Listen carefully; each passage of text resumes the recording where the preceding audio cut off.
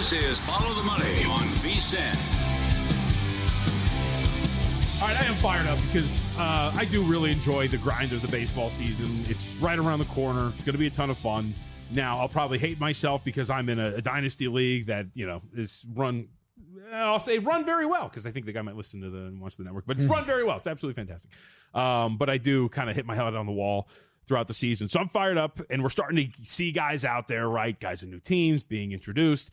So when I was on Follow the Money last week, we got the news that Alex Bregman had signed with the Boston Red Sox. We talked about the deal. I think it's a little much, especially when you're talking about this guy coming off of the year that he did as a 30-year-old. But we finally heard from Bregman, so let's hear from him. Listen to the jubilation, Mike. He's joining a special group of guys that are all in it together. It's good to be here. I've been fortunate enough to be in the playoffs the first 8 years of my career, and I plan on continuing to do that here. I'm a winning player. This is a winning organization. Those players are winning players. We have winning coaches here, and I plan on winning here. After talking with some of the guys over the last 2 days, I can see that there's something special here. Franchise players, veteran players, young players, all ready to get after it. All ready to get after it. Bunch of special guys coming into a clubhouse that gets it. Think you'd be excited. Paul was excited about it. And I can understand it, right? Team was on the service. What? I go on 670 The Score every Friday morning, and the Cubs fans are all upset they didn't land him. I said, count your lucky stars that you didn't pay this guy $120 million. Yep. This is Trevor's story, too, to me. Sure. And with options for it's his option every single year. Yeah. So, that's part of the problem is if the decline happens, and as I told Paul, you look back at his numbers from this last year. Walk rate was the lowest it's been. On-base percentage was the lowest it's been. It's almost in the entirety of his career lows across the board. And when you talk about a guy that's 30, you don't really love it. Now, maybe your floor is raised by the park that you play in, and obviously the way that you swing the bat, that you're going to be helped out there. But I wanted to build on this aspect of these star players, right? This camaraderie that we're talking about, because that was my initial thought too. It was well, wait a minute. Alex Bregman, he plays third base, doesn't he? Who plays third base for the Boston Red Sox? I think Rafael Devers. I think he does too. And then we got news today, and we heard it from Devers. Not even news. He was asked essentially, hey, would you move to DH? Simple answer, no. I've already told him what I want. No. So here's why we wanted to bring this up, because an hour after we hear from Devers, who says flat out he refuses to change positions, will not do it, here's what Alex Cora had to say about the move. Like I said a few days ago, decisions are going to be made here about, roster construction and what we're going to do in the future. And we're going to make sure we have the best team possible out there, and he has a lot of pride. We know that, and he feels like he's a third baseman. He's going to work out as a third baseman, and then we're going to make decisions accordingly, But I think here it's not about Bregman or Devers or Cora. It's about the Red Sox, right? And whatever decision we make is for the benefit of the team. I will say I like Alex Cora a lot. I think he's the man. I think he's a very good manager. So if there's a situation like this is probably one of the guys that I would pick to handle it. But your thoughts now that we have this dynamic to a team that I do think has some flaws that we should address as well. Well, when the hunt for Bregman was out there and we saw the offers coming in for X years, I said, and everybody made the Red Sox the favorite, Devers is not moving. That's his position there. Bregman's going to have to play another position, whatever it's going to be. So this didn't surprise me at all what Devers said. He's the incumbent. Second thing, we're coming to a team full of winners. They made the playoffs once since 2018 and not in the last 4 seasons. All these very special winners, right? It's a very low period in this century for the Red Sox, and they've got to learn to win again. They put together a staff. Now, I get it, Crochet's on the up here, and the White Sox kind of shut him down at the end. But the average amount of innings pitched in this staff last year was less than 140, and you add them all up, and you got 2 guys that you added, Buehler and Giolito, who are far from the peaks of their careers. One might say this could be their last stop, or I don't know that they're going to make it all the way through the season. You're going to need to get more out of Bello. I do like Houck. I do think I think Houck's clearly the best pitcher on that staff. Crochet still has to develop into a pitcher. And when I look at this lineup, you got a lot of guys hitting under 240. Okay, and I get it. It's a new league where 245 is the average. But you can't, after you get through the 4th place hitter, have everybody under 240 and generate runs. You're giving away too many innings here. So I think that they've got to take steps forward. And I don't think Bregman, while the park he's a good fit for, he hits very well in that park, and it's one of the few where he won't be exposed by because he will have a longer fence and left. I'm not all in on this team now suddenly becoming a wild card team. Yeah. And so team profile for them too, you look at it, win total of 86.5. They're essentially a pick, slightly shaded to the yes side to make the playoffs. These numbers I'm listing off courtesy of DraftKings. 425 to win the division, 10-1 to win the American League, 22-1 to win the World Series. I would agree with that. And one of the things that you and I brought up too, which I brought up to Paul a little bit, was, is this infield defense going to get any better? If you watched them last year, you know how many games that they blew? People talked about the bullpen. A big part was this infield defense couldn't feel the ground ball. They were awful at times, abysmal at times. And it was one of the big reasons why they failed to make out of the postseason. So that's one of the big things, too, is how much better are you going to be playing defense? And then you zoom out and you talk about how, look, like I like the Baltimore Orioles under their win total, but they're still going to be a very good and formidable team. You still have the Yankees that are going to be there as well. An American League overall that I think has some pretty solid depth to it. I'm not entirely sure I'm all in on this Red Sox train, considering what this could be. And God forbid Bregman actually is starting to decline and really show some of the true warts that we saw in some of his numbers last year. No, it's a tough division. It's a make or break year for Snyder and the Blue Jays as well. He's got a lot of pressure on him. And the Rays, no matter what lineup they put out there, play over 500. They just win. They just, even in years they're trying to give it away and selling off, they still are a 500 team. So I think it's a big ask. I know the American League is more interesting to bet because you don't have all these power teams and you feel like it's Yankees and then pick the next team and that has value. It's a bridge too far for me. I'm on the Rangers, by the way. On bounce back on the Rangers. Yeah, I do. I think the Rangers are very live in the West and they're getting overlooked. The West is. I would agree with you because I feel like the Astros might be taking a small step back here. Well, I definitely think they are. The Mariners led the league in ERA, missed the playoffs, and did nothing to get any more hitting. Yep. I mean, I don't understand what they were doing. I don't understand what they've been doing for a while, even at the trade deadline. Like, okay, like what was it a Rosarena and one other piece that I can't remember? Turner. A Rosarena was the big move. Yeah. Like, I don't know what we're doing here at this point. You're wasting these arms that you have. I asked this question, John, to people because I think it's interesting. If you could draft the 5 pitch starters for Seattle, in what order would you draft them? I think it's an interesting question. Sure. And it's not Castillo because of his age, right? I mean, if you could add them to your team right now, for me, it's Kirby. I think Kirby has the most upside. I don't know that he's learned to pitch yet. And then it's probably Logan Gilbert second. Yep. And if Wu could stay healthy, they have such a talented starting 5. Oh, Wu! I mean, Wu's. It's interesting too because Wu completely changed when he came up. You thought he was going to be like a strikeout machine, and then he seems like he's very talented because now all of a sudden he's pitching to contact, working his way through lineups, doing the smart thing, and he still I think has the strikeout stuff. When you look at him, like you guys last year before the season started, I know this because I lost on it. He was like 750 to 1 to lead the league in strikeouts because I thought like, hey, if you looked at his profile, especially in the minors, this guy has the ability to mow him down. Maybe he starts to become that, but I would generally agree with you when you talk about it. Kirby was also a bet that I lost. I had him before the season, like 25 to 1 to win the AL Cy Young. And I think that's something I still might go back on because you're talking about a guy who's just barely turned 27, who's got an awesome arsenal, and who could totally be, when we talk about the end of the year, the best pitcher on this staff by the time we get to the end of 2025. Like 1 out of 5 starts, he's got a no-hitter through 5 or 6, right? I mean, that's how good this guy's stuff is. Yep. No, I would completely agree. But to your point, too, about the AL West as a whole, we got the news today, too. Mike Trout's going to move to right field, so they're going to try to promote his longevity. They've been signing a whole bunch of old guys for a team that has some of the worst injury history you're going to see in injury variants ever.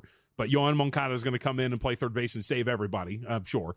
But you look at it overall, there's not that much depth to it. Plucky A's, the Sacramento A's might be pretty good on a night-to-night basis, but not going to win a ton of games. Do you look at any A's to lead the league in home runs playing in that AAA park in Sacramento? It's got to be something, right? Right? Then take a few shots there? Sure.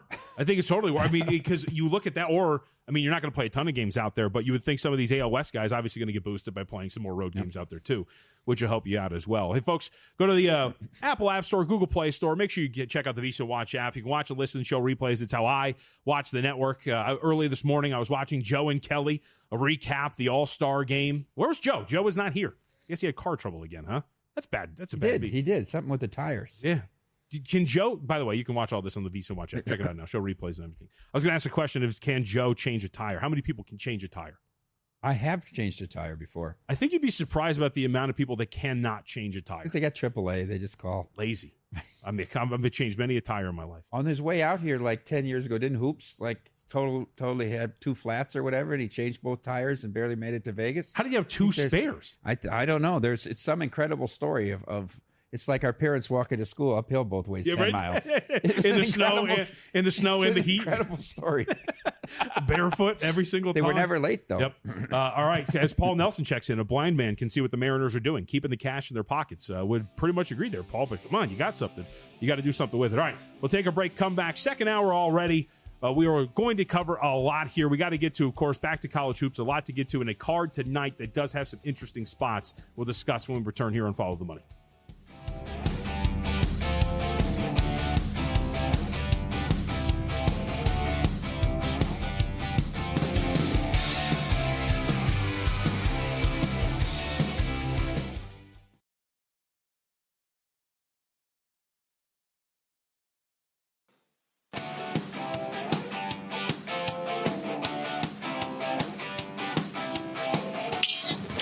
This is Follow the Money on VSiN.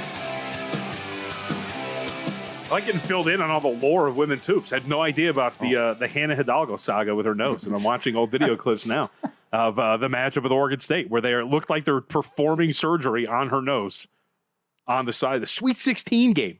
And it finally hit. No, that's crazy. All right. I'm in, by the way. I'm in women's hoops. Now I have more bandwidth. There's less going on. You know what I mean? So let's start to follow Move that NBA to the back burner, John. We get with... I can still fit that in here, but we got a couple of days. You can catch up.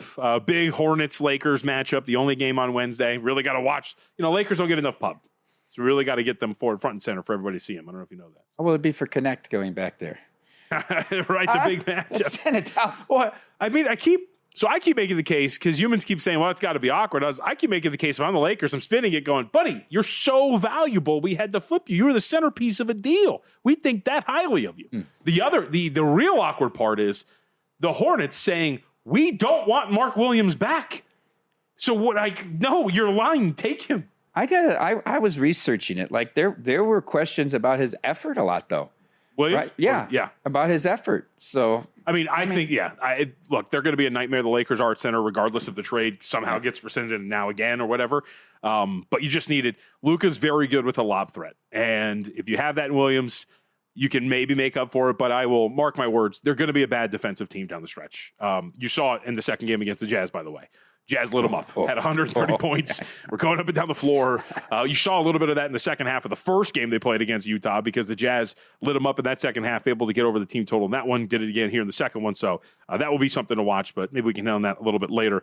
So I wanted to hit this with you. I don't know if you saw this, but the anonymous NFL exec poll that ESPN had released, this was right around like Valentine's Day. But coming into the weekend, I thought it was valid because now we're starting to get to, I think next week is Combine Week for the NFL. So we're going to start to get some more draft fervor really picked up. And you had these execs, I think it was 8 of them, polled. A couple of questions in there. The first of which is, will the Titans trade or keep the number 1 pick? 5 votes for trade the pick, 3 votes for keep the pick. And I thought it was interesting because it dovetails nicely with a market that is up over at DraftKings. Team to make the first pick, Titans minus 295, Giants at plus 450, Raiders at 10-1, and then the list goes on. It's an index prop with all of them. But do the Titans make the first overall pick is the place we start here. I would say no. Right? I think there's value in the no there. Because I don't think you use the pick unless you're getting a quarterback that you think is going to be your quarterback for the next 5-10 years. Right. And I don't know that they think that, or I don't know that if when you get that quarterback, you can turn it around in 2 years. I mean, like I said about New England, I thought New England was going to trade out of the 4 or whatever it was, 3 last year, because I said, even if whoever they pick is great, they're 2 years away from a roster that can compete. So you're wasting 2 years of the rookie contract. I kind of feel that way about Tennessee as well. And I think they need multiple picks to try to stockpile. The question then becomes, if we all think that this is a draft that is not worthy of using the first overall pick on a quarterback, who then takes the bait and trades for that pick, right? Who moves up to number 1? But can you use the number 1 pick on Hunter? I don't think you can. I think if you're doing Abdul Carter, right? I mean, edge rushers can be impactful. Yes. And they can have longevity. You can keep them for a while, and then eventually your organization becomes so toxic that they want to get traded, and you can flip them for massive packages. I.e., we're talking about Myles Garrett here, but I think like that's what you're kind of looking at here. A lot of people, I think, got hung up on who was the Titans. What exec said we're going to take the transcendent talent with the first overall pick. And that's a what they lot of thought, people Hunter? thought. I was like, no, like why? Like that could be Abdul Carter. He could be a transcendent pick. I actually think Hunter's overrated as a DB. Yeah. I really do. I mean, if you watch, he made all the splash plays, which is terrific, but he got beat a lot this year. And I'm not saying as a corner you never get beat, but he got beat a lot in these games and playing in that conference. Like that Utah game propelled him to be like minus 2,000. And I thought he had a bad game. Yeah. He made some splash plays on offense and he had a pick, but he got beat like 5 times in the game. I think his versatility, which should be lauded, often people mix that up with how good he actually is at those positions, right? Like I think he's an above average to good corner, and I think he's an above average to potentially good wide receiver.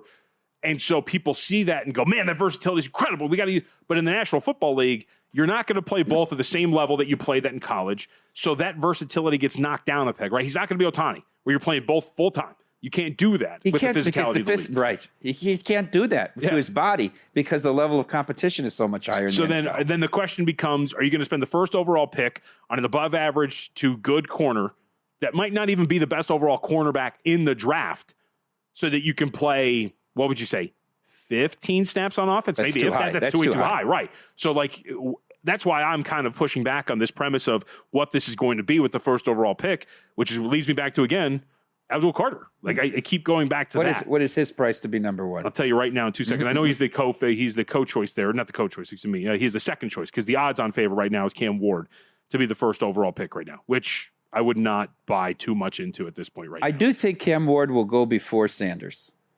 And I'm sure you can bet that. I'm sure you can find Abdul that Carter bet. plus 220. Okay. Yeah, is the first overall pick. Ward minus 140, and then after Abdul Carter, it goes Shedeur Sanders 450, Travis Hunter 5-1, and then you get into who I guess is the best quarterback in this draft, even though he's not going to be the first quarterback taken. Maybe is Jackson Dart at 40-1.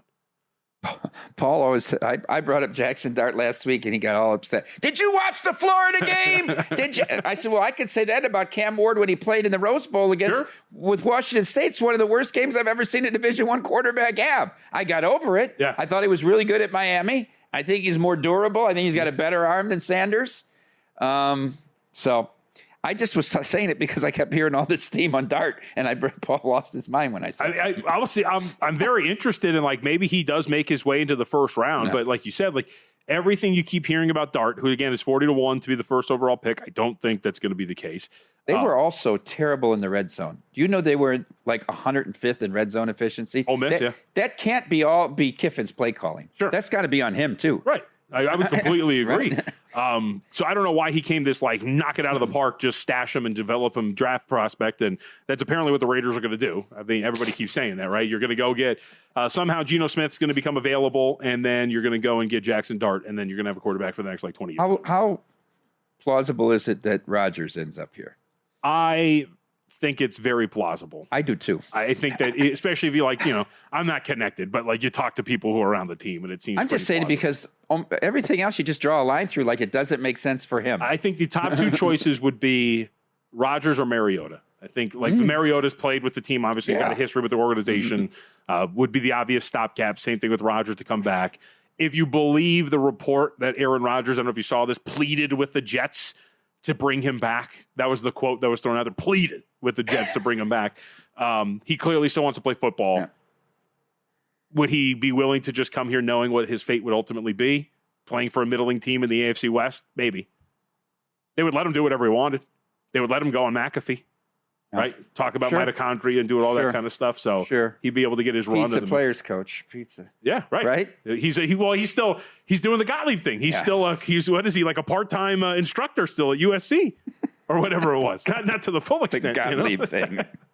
Congrats to Doug Gottlieb. We're going to talk about that a little bit later too. Got to win as well over the weekend. Snapped a 21-game losing streak. Really quickly, Stafford potentially on the way out. This is the other fly in the I have to ask you this. Yeah. Do the Rams want him back? I don't know. Paul, I said something about where Stafford, he goes, if he's going to play, he's playing for the Rams. The Rams aren't going to let him go. I said, I don't think so. I don't think I'm misreading this situation. So when Len Snead was asked about the possibility of trading Stafford, a few weeks, whenever this was, the quote was, quote, next question, it'll take someone calling or us reaching out if we want to do that. So that's like both of those things. Either could happen. Those are things that'll be determined down the road. It's not exactly a ringing endorsement of Stafford's a Lion, no questions asked. I really believe that Stafford can take a team that's at a level where they might have been a wild card team and take them to the. I still think he's top 5. I agree. I ranked him 4th this year in my quarterbacks in the NFL. I hate this term, but it's totally true for him. So I'll use it. He's a total gamer.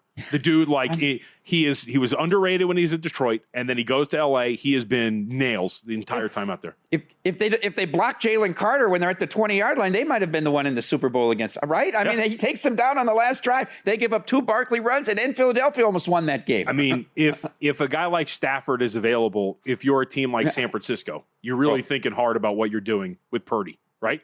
How many years can you sign Purdy to? Yeah. Right? Or do you go incentive-laden Geno Smith deal and then still go with I don't know. It's just, like, you're right. A guy like Stafford, if you're a team that feels like you're right there, it becomes very tempting to go and pick up. Talking about GM polls, in the poll before the year, he was, of the GMs, the number 1 quarterback in the NFC. They still had Matthew Stafford. Hey, attention all serious sports bettors. If you're thinking about playing in the 2025 Circa Million or Survivor contest, now is the time to get ahead of the game with Winners, Circle, Proxy, and VSiN. Sign up today for exclusive offers, including a drawing for a free Circa contest entry with Proxy Service. Plus, lock in special pricing on Winners, Circle, Proxy Service for 2025. And as a bonus, you'll get access to expert contest strategies from past winners and VSiN pros. Don't wait. Head to winnerscircleproxy.com/VSiN. That's winnerscircleproxy/VSiN. Speaking of Doug Gottlieb, 1 degree separated from LeBron James. We'll have to hit on that. That was an interesting thing that we saw transpire in the last few hours. And, of course, we can't let the NFL draft go. We'll have more on that in the next hour. Don't go anywhere. It's Follow the Money.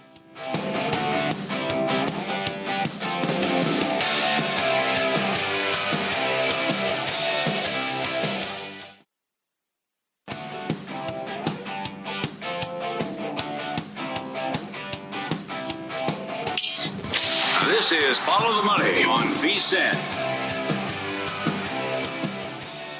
All right, I'm learning a lot about Mike Palm here as we're spending a little bit more time together. Although I did know, but I did find out for the first time, the last time we did a show together, for some reason had gone over my head. I thought we only had one Notre Dame alum here at VSiN, Tim Murray. He graduated from there, right? Yeah. But no, we have 2. It means more to him. It just means more. It's like the SEC. When you don't go there, but you've lived your life around someone in your family, it means more. So there was a great joke that it was like, you don't get to, there's like 2 people that explain to you like their status. It's vegans and Notre Dame fans, right? Because it's, hey, my brother's cousin's father's dominatrix went to Notre Dame, and now that's why I'm a really big fan. And I think Tim, I'm going to call Tim out here. I think Tim tries to prove his fandom. The other day, it was probably like months ago, actually, he was watching Notre Dame lacrosse on his laptop, and I'm like, there's no way you're that big of a fan of that school. No, I watch lacrosse. Yeah. I remember the night of the national championship game, he and Humans were doing the show. And he came out, the show ended right as they were throwing the ball to Smith and really ending the game with the long pass. And he came over and sat in pod 1 and didn't speak. He couldn't muster words. I'm like, man, they played a great game. They came back. Yeah. Too happy? They're playing on house money. They beat Georgia. They beat these teams that were pick'em games. You have to be happy with the program. Ohio State's much more talented than they are. Yep. They could have got beat by 40 in this game if Ibaka doesn't fumble that ball. This was going to be a total blowout. You have to be happy. Couldn't speak. Didn't even respond. Dejected Tim Murray. It was almost like he was in disbelief. They lost. Well, right. Now, here's the thing. I bring this up purposefully. Right? There is a method to the madness here because, I was watching over the weekend in Notre Dame again in basketball. I had Louisville yesterday. Yeah? Yeah, sure. They're awful. The number was only 6. I mean, you kind of knew Notre Dame was awful when they were 8-point favorites against Miami and lost that game outright a couple weeks ago. You kind of saw the writing on the wall. But, I'm watching, and then afterward, I didn't get to see, we were talking about Nate Oates afterwards, right? Didn't get to see that. But I did get to see Micah Shrewsbury and head coach of the Notre Dame Fighting Irish. And I kept thinking, this guy, he's talking to Tim. Don't give up on the program. Here's Shrewsbury. Don't give up on these kids because we're going to get this thing rolling. I sat there and watched more Louisville fans in here than Notre Dame people, and that's embarrassing. That's embarrassing for me because I'm the head coach here. And yes, I got us in this predicament. But don't come back when we're losing or when we're winning, because we're turning this around, man. You better believe that. Everybody that gave up on me, believe it. Write this date down and believe it, because we're going to get this thing rolling. Don't care if you gave up on me. That is, if you're listening on SiriusXM, that sound was Mike Shrewsbury smacking the mic as he got up, who has 24 wins now to his name, 12 of them in conference. Can you beat, who's he mad at? The fans, I guess. But like he said there, it's his fault. There'll be plenty of fans here in about an hour and a half when number 1 Notre Dame women take on 11th ranked Duke in that same building. Yeah. There'd be a lot more fans. That was embarrassing. That, not showing more Louisville fans in your building, that's not embarrassing. It's your coach who now is the head coach of a team who has lost 3 out of 4 games. And as you mentioned, 11-14 on the season. And he's telling you, don't come back when we start winning? Just start winning! JVT, he was 37-31 at Penn State. What did he do to get this job? I don't know. He was 7-23 in Big Ten play. What were they looking at? I don't know. Maybe they liked the cut of his jib. That's pretty much all you got going for you. He's a good guy. He won 23 games one time and was 500 in Big Ten play. That's about it. Not a fan of the way the program's going, huh? They could have got Ed Cooley. I firmly believe they could have got Ed Cooley instead of this guy. Wouldn't you rather have Ed Cooley? Sure. He's actually done things with Georgetown, which a program that was bereft of talent has come in there and at least been competitive with them. You and Tim have both told me this. I was surprised by this because, like, I actually, for some reason, I watched a lot of Mike Breen Notre Dame basketball, like back in the day, whatever. So, like, I kind of had this thought that this was a program that was much more popular. Mike Bray, excuse me, than what it really was. But apparently this is like the thing. I didn't realize it was like not a well-supported program. Like even when I went there, you'd pick a few games. You'd pick it based on the opponent, right? You want to go see good teams play. John McLeod was there when I was there. And when I was a freshman and sophomore in Grace Hall, half the basketball team lived on like my floor and the dorm, right? So I would go to see them too and support them. But it's not a big deal. Like, it's good to see baseball more than basketball. Now, this is the common theme here because we see Shrewsbury tell the staff, right, everybody, don't come back when we're winning. We don't want you back. A couple of weeks ago, we had the head coach of the Green Bay Phoenix go on a little bit of rant and say, you owe me an effing apology when I start winning here. Well, it finally happened. Doug Gottlieb snapped his 21-game losing streak the other day with an outright win. Still, though, LeBron James. How about this? You know you're in a position where nobody really enjoys what you're putting out there when LeBron James is starting to dunk on you. Retweets a college basketball report tweeted Doug Gottlieb in Green Bay having not won a basketball game. By the way, bad timing, LeBron. Imagine jumping in, trying to jump on the train of either fading Doug Gottlieb or making fun of him, and then they win the first game that you try to jump on the train. Because that's exactly what happened to LeBron James. And Joe Ceraulo. He had plenty of time to think about the tweet yesterday while he was injured and not playing in the All-Star game. So Gottlieb wins one. How did the parents not go to the AD and say, get us a coach that's a full-time coach? Seriously, how long? What do you mean when he starts winning? How much rope can he have there? I think it's John Moon is their AD. Spoke glowing. And look, I mean, what were you going to expect? He hired him.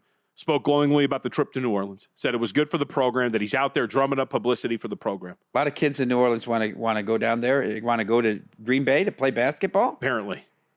By the way, do you know Horizon Dreams? Do you know why LeBron is going at Gottlieb? Gottlieb must have said something about him. In July, I dug down. I went down the rabbit hole. In July, Doug Gottlieb on his radio show that he works at full time as well said that Bronny would maybe compete for a starting job on his Green Bay Phoenix team. Didn't think he would start. He's really ridiculous. I mean, what did he say? We can't get better, beat Michigan Tech by 20, and then they lost to him. Yeah. I mean, he just can't do it anymore. This LeBron, I mean, these guys keep a lot of receipts. Oh, Your boy Kendrick, Drake, they all keep a lot of receipts. Yes. Everybody remembers everything. Yes. Yeah, now, and none of them can weave them into an artistic tapestry the way that Kendrick Lamar can. That was something. There's a lot of subtle messages there. I didn't know Sia dated Drake. I didn't SZA, whatever dated Drake. That's something. What's Serena Williams showing Serena up? Williams made the most ridiculous statement I've ever heard a human being make. She said it was the best 10 seconds of her life. Okay, that's a little. Well, we could go a lot of directions with that. Ludicrous. But that's ludicrous. That's kind of it's the dance, just showing up, Birth and of doing her the sea-walk. children. How about winning the Serena Slam, all the titles? Yeah. How about winning a doubles title with her sister in majors? Sure. How about winning double gold in the Olympics at Wimbledon the other time she did the cripple walk? Right? I mean, like that was the best 10 seconds of her life. I mean, I guess if she's specifying it to 10 seconds, she didn't say the best moment, just the best 10 seconds. It's ludicrous. I think I can get down with that. I mean, the Canadians couldn't have had Drake sing the national anthem in Montreal. They couldn't have brought him back from Australia to clap back at USA. I feel like it's a bigger L if your response to a Super Bowl show is performing, no offense to our neighbors to the north, performing the national anthem in a hockey game. Big hockey game, though. Big. It was. All right, hey, G-Bank, real quick, best bets. We'll have our G-Bank best bets as we look ahead. We'll have in-pocket plays a little bit later. But I will go to college hoops here. Did bet Arizona money line against Baylor tonight. I think that's the spot. I don't agree with where the market's at right now. You can get upwards of plus 110 on the Wildcats on the road against Baylor. Baylor center position a little bit thinner. You mentioned this. Even though they've lost 2 straight, very competitive and in position to win the last 2 games for Arizona. In fact, I think you make the argument you blew it against Houston here. But I disagree. I think they're worth the play on the road against the Baylor squad that's been scuffling in their own right. So, yeah, give me Arizona as part of the G-Bank best bets here. I'm going to take the 2. You get the plus 110. I'll take the 2 in this game. Yeah. But I think that's the spot here. Hey, folks, G-Bank, it's our bank here at VSiN to make sure you get in on the action. New customers get up to a $750 bonus, $250 if you spend $1,000 in the first 90 days, $500 to spend $50,000 on gaming and sports app loads within 30 days. For more information and terms, go to vsin.com/GBank to apply. Again, vsin.com/GBank. It's G-Bank, the official bank of VSiN. What would you say the best 10 seconds of your life are? Specifically 10 seconds. That's very difficult because I had 2 children born, so that would tie both of them. Somebody who, we're both fathers. It's 10 seconds for us. I would say because I kind of assisted with the second one, with the daughter, helped, yelling to push and hold the legs and all that. The first one, the cord was wrapped around my son's neck, so it was a C-section. So I wasn't, I was through the glass looking. Yeah, I held a leg and held a hand. Yeah, both times. It was just like, you got this. So I was there. All right, that's like, it was more than 10 seconds, though. It was like 13 hours the first time around. All right, third hour on the way here for Follow the Money. We have 2 great guests. Nick Alberga is going to join us on the other side, talk a little bit about what this Four Nations face-off is going to be in a championship matchup. We still have 1 game left, though. A meaningless one, but we still have 1 game left before the championship later this week. We'll hit all that and more in the third hour of Follow the Money.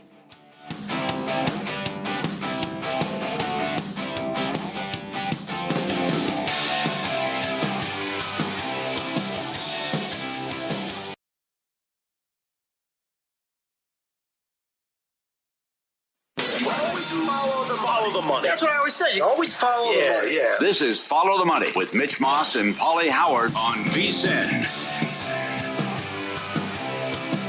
Final hour of the program coming up in 30 minutes. John McKechnie is going to be with us. NFL draft will be the topic of conversation as we are getting closer to the combine. Discuss that in pocket plays a little bit later as well. But joining us on the Progressive guest line in enemy territory now, Nick Alberga at the Golden Muzzy to discuss what will transpire a little bit later today on the ice. How are we feeling? What the hell just happened, too? Canada, I kind of want to say they almost blew it here. We watched earlier today. Nick, can you explain what we just watched? Guys, I'll be utterly honest and great to be with you. It was 4-0 Canada after 2. I'm like, you know what? I had a long weekend. I'm going to take a nap.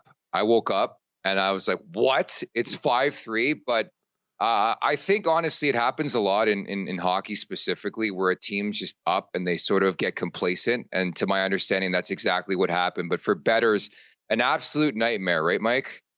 Well, for me, because I laddered them up, and then they're up 2-0 after 5 minutes, and I said they're going to win by 6 or 7. With 10 minutes to go, it's still 4-0. I'm not even sweating the. I'm almost lost every bet. It was 4-3 with 1.5 minutes to go. It was almost a complete breakdown. A lot of things to ask. Let's get to the bet. Before we get to dissect Canada a little bit more.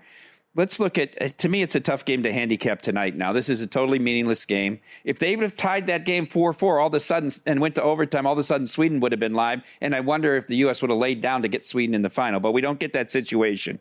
They're going to rest guys. They're going to give Oettinger the start and goal. USA's $1.80-ish. Got bet up as soon as Canada went up 2 goals, and it looked like there'd be no overtime in this. Total is 6. I mean, either I'd play Sweden plus a goal and a half, or I'd play over 6, but I haven't pulled the trigger. Any thoughts on tonight? Yeah, honestly, I probably am staying away from this one, but I think you're on the mark with sort of your breakdown. Like, I just wonder how the States looks following the theater on Saturday night. Like, I don't know what your perceptions were, but like, man, that was just tremendous. We have been waiting so long for best on best international ice hockey. We got it, and that lived up to expectation. I thought it was awesome. 3 fights in the first 9 seconds. So I wonder if there's a bit of a hangover from the States tonight. Like, even looking at Sweden to score the first goal of the game, I think there would be a pretty decent price on that. But I think if there's a side to play, it's probably Sweden. It's probably the over as well. You just mentioned it. Connor Hellebuyck not playing in this game. McAvoy's out. Matthew Tkachuk is out. I wonder if we see a bit of a freer, looser type game. Sweden's done.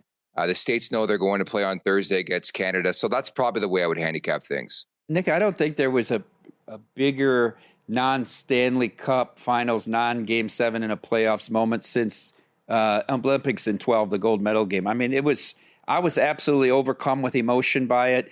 Mm-hmm. It was just the right setting, the right city, the Bell Center, the right political atmosphere, the booing of the anthem, the way they treated the Americans.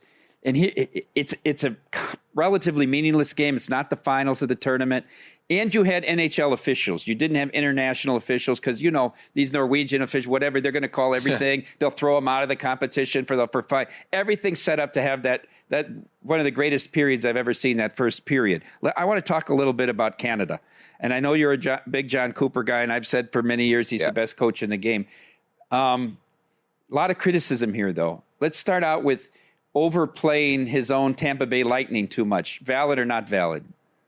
I think it was in the first 2 games, not so much today. Like, this is why John Cooper is such a great coach. And you can't forget, at this level, like, what kind of coaching are you actually doing? Like, these are perennial all-stars in your lineup. But I will say the coaching staff deserves a lot of credit for the tweaks they made in the lineup today. And that was moving Mitch Marner to the bottom 6 and Braden Point, who is a Lightning player, to the top 6. You put him with Connor McDavid, and right away, McDavid rips it up in the first period, and they score. Braden Point scores a goal. So I think maybe justified a bit. Having said that, I think Brandon Hagel's actually performed quite admirably. Like, even the scrap the other night, like, I think he's been really, really effective.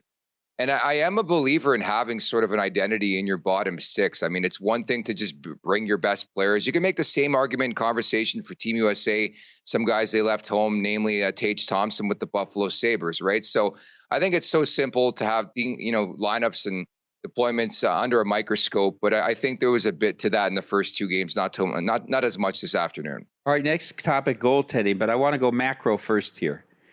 30 years ago, in 1994-95, 80% of the goaltenders in the NHL were born in Canada. Fast forward to this year, it's 20%. It's the exact opposite. What happened to a generation that didn't breed great goaltending out of your country? Great question. And it's funny enough, if you remember the World Cup in 1996, the MVP, Mike Richter, was a guest on Leafs Morning Take, my YouTube show last week, and I asked him that very question. I'm like, what is happening? Because it's kind of a polarizing conversation, obviously, in this country right now. But you look at the American squad, for example, they have 3 bona fide number 1 goaltenders. Swayman's going to go tonight, but they have Jake Ottinger as well. Whereas Canada, all these guys are like, like, you don't feel very passionate about either one of these guys. And, we talked about it. Their best goalie, Logan Thompson, who played for Vegas last year, is not even at this tournament. So Mike seems to think, and I defer to guys who have played the game and have been elite level goalies in this league, seems to think it's just like a wave of momentum, similar to what we saw maybe 20 years ago with Finland. Sweden's had its time, and now it's the States, Russia a couple of years ago. So something leads me to believe in maybe 5 to 10 years from now, Canadian goaltending we'll have somebody come through the pipeline. But it is a really good question because of the drop off significantly in between the pipes since Carey Price. First game against Sweden, they give up a 3-1 lead, have to go to overtime, lose the point winning in overtime. I didn't think either goal against the USA was a particularly good goal to give up. One of them was worse than the other, but I think you got to stop at least one of those 2. He went back to Bennington today in a game they had to win. He gives up late 3 goals in like a 4-minute span. Is there any chance John Cooper starts Adin Hill Thursday? Absolutely not. I think the time to do it was maybe this one, but I don't think he's going to do it. We had this conversation after the first game, and Mike Hose, Carter Hutton, who played in the NHL as a goalie, thought they should have went to Adin Hill. But it's quite clear they're going to live by the sword, die by the sword. But it is, I don't want to say it's perplexing. There is a bit of a background there with Binnington, but it's not like he's had an amazing year. I think he has like an 895 save percentage with the St. Louis Blues. But I think the unfortunate part, I will say and add to this conversation, is that they announced the rosters for this tournament like 2 months prior. So if you make the decision even 2 weeks before the tournament, there are a plethora of different players, including Zach Hyman of the Edmonton Oilers at this tournament. So unfortunate sequence of events. Even the crease, I think, would look a lot different than it would in the first 2 months of the season. But they're going to go with Binnington, and we'll see what happens. I think that game was closer than people give, Canada credit for. Obviously, a 3-1 win for the States, and I thought Connor Hellebuck and the back end for the Americans was the story. Well, I will say this, and you were on with Tim Murray on Saturday morning, and you said USA wins tonight, Canada wins next Thursday, so it's all set up for you. I bet them after the first two games plus 150. I thought it was a market overreaction to their overtime win, and then the USA beating Finland 6-1. How confident are you that Canada will get the job done in 3 nights from now? Look, I'm confident, and I have to be because I'm Canadian, but I will say this American team is stacked. They're filthy, boys. I mean, I have to admit that as a hockey fan. The blue line is what scares me. Shea Theodore of your Golden Knights not playing for the rest of the tournament now week to week. Cale Makar was back. That's going to be huge. He was awesome today. He's the best defenseman on the planet. So I think that makes obviously a significant impact. But I have to side with Canada, and I got to stick with what I said the other day with Timmy and company. I just think you look at some of the gamers, and I think they're a bit disgusted by losing to the U.S., that they're going to elevate their game. I'm talking about Crosby. He was great today. McKinnon was great today. McDavid was awesome. And that's why I think if you're looking at a way to bet that game, I totally agree with you handicapping. It's going to be really, really close. I think you find good value in overtime. We're throwing things back to 2010, guys, because I think it's going to be a really, really close game. I thought the first outing on Saturday was, and I expect more of the same, but just something about this storyline playing out the way it did in 2010 all over again that has me picking Canada here. Nick Alberga with us, host of Leafs Morning Take. I'm here, by the way, but that was a great conversation. So I want to ask you, I'm curious, market-wise, where do you think this goes? Because this opened -113 in favor of USA here at Circa, got bumped up to -118. Where do you think the market rates these teams, Nick? Where do you think this price eventually gets to? I think it's going to be at a pick 'em. I don't know. It has that feel where people saw Canada, but then, like, to your point, we saw the way the game finished against Finland. I just think because it's Canada, there's like an added bonus baked into the price. So I think it'll shift in the next couple of days, and maybe feel highly about the American squad. Now is the time to do so. I felt the time to bet on Canada to win this tournament, as Mike brought up, was before this game against Finland. I think it was around +175 last I saw before puck drop, but I think that it'll get closer to a pick 'em as we get closer to puck drop on Thursday. But I'm pumped about this one. I don't expect fights left and right, but these are the two best teams by far in this tournament. I'm very curious round 2, because I know a lot of the conversation today has been like, why can't they have like a best of 3? But neither side, the NHL or the PA, would sign off on something like that. So I'll just sit back and enjoy Thursday night, boys. For the first time in my life, I might bet the Maple Leafs to win the Stanley Cup. I'm getting really close. I think Joe Woll might put them on his back, and I like Stolarz as a backup, and there's a difference with Berube. But who beats who in the Stanley Cup final, in your opinion, right now? Mike, if you did you realize Mitch Marner played today? He had the second fewest minutes out of any Canadian player. This is a star player for the Maple Leafs. This team is doomed. I'm sorry to say it right now. Watching Matthews ghost in this tournament, watching Nylander ghost in this tournament. I digress. Stanley Cup final. I know they're the front runner, but like Edmonton, it just, everything comes back to Edmonton for me. I get the feel of like Crosby like 20 years ago, where he went to one, lost, went back and wins it. And Connor McDavid just so damn good at hockey, guys, that I could see the Oilers back in the Cup final, winning things this time around. The East is very difficult to pick. Like, even a team like Washington, like, I wouldn't be stunned if it was a team that came out of nowhere. So I'm going to go with Edmonton to win the Cup, though, again. Nick, good to talk to you. Thanks, man. That was awesome. Thanks, guys. Take care. I hope your team puts up a decent effort on Thursday so Cooper gets to coach in the Olympics. Sounds good. See ya. By the way, sweet hoodie for Alberta there at the Golden Muzzy. All right, we'll take a break. Come back. Coming up in about 20, John McKechnie's going to be with us, talk a little NFL draft.